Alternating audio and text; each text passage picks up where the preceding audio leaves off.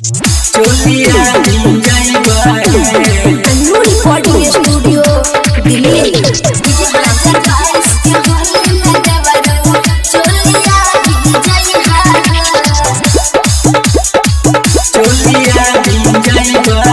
Mix by Amarnath Singh. सतरा के सटैबा है भौजी अठरा के हटैबा है।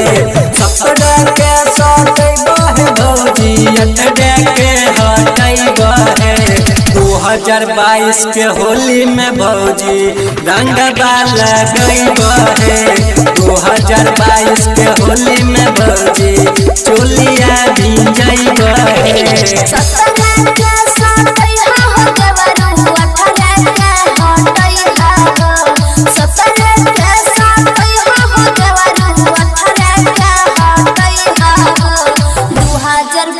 के होली में देवरो रंगवा लगैहा 2022 के होली में देवरो चोलिया भिजैहा चोलिया भिंजैबा रिकॉर्डिंग स्टूडियो दिल्ली 2022 के होली में देवरो चोलिया भिजैहा। ललका डालबो पियर का डालबो बुरा न मनी हो होलिया में। आगे डालबो पीछे डालबो डालबो तोरा चोलिया में। ए भौजी बुझला हो कि नहीं मन हमरो करे छजवरू खेलिया रंगवा सट के रंगवा डाल के लाल कइरो देबा उजरा सट के। हमरा खिया सुनाए भौजी अपन बुआ बुढ़िया है। हमरा खिया सुनाए भौजी अपन बुआ बुढ़िया है। तबे न तोरा रंगवा लगैब चोली के भीतरिया है।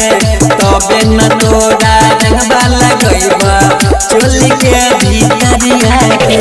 चोलिया भिंजैबा रिकॉर्डिंग स्टूडियो दिल्ली 2022 के होली में देवरो चोलिया भिजैहा।